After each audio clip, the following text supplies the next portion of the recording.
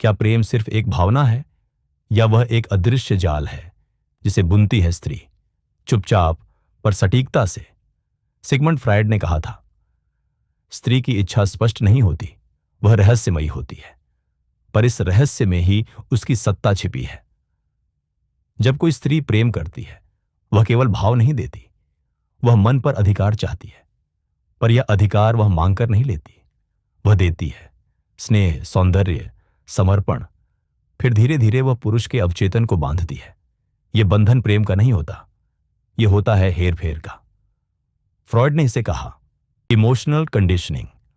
जब एक स्त्री बार बार पुरुष की भावनाओं को बदलती है, उसकी प्रतिक्रियाओं को नियंत्रित करती है और फिर उससे ही उम्मीद करती है कि वह सहज रहे, तो वह प्रेम नहीं, प्रयोग कर रही होती है।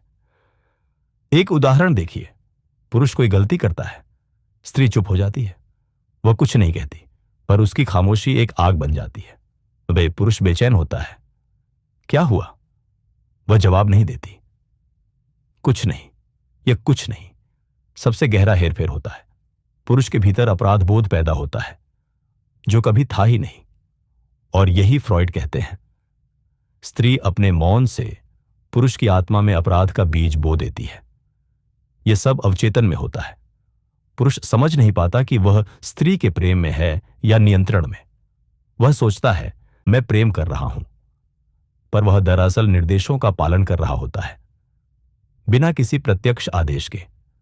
स्त्री प्रेम में कई बार मां बन जाती है, जो दंड देती है, जो चुप रहकर पीड़ा देती है, जो चाहती है कि पुरुष खुद समझे कि उसे क्या चाहिए। यहां से संतुलन टूटता है। फ्रायड ने चेतावनी दी थी, यदि प्रेम में अधिकार और अपराध बोध घुल जाए तो वहां प्रेम नहीं रहता, केवल डर बचता है। पुरुष डरने लगता है, उसकी चुप्पी से, उसकी दूरी से, उसके बदले हुए व्यवहार से। वह सोचता है मैं उसे खो ना दूं, और यहीं से शुरू होता है आत्मसमर्पण। यह आत्मसमर्पण प्रेम का नहीं होता, यह होता है खुद के नष्ट होने का।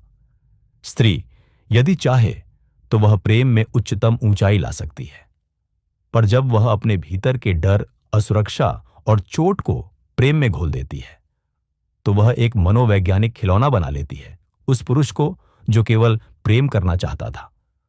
तो पुरुष क्या करे? फ्रायड ने कहा, मनुष्य तब तक स्वतंत्र नहीं हो सकता जब तक वह अपने अवचेतन को पहचान न ले।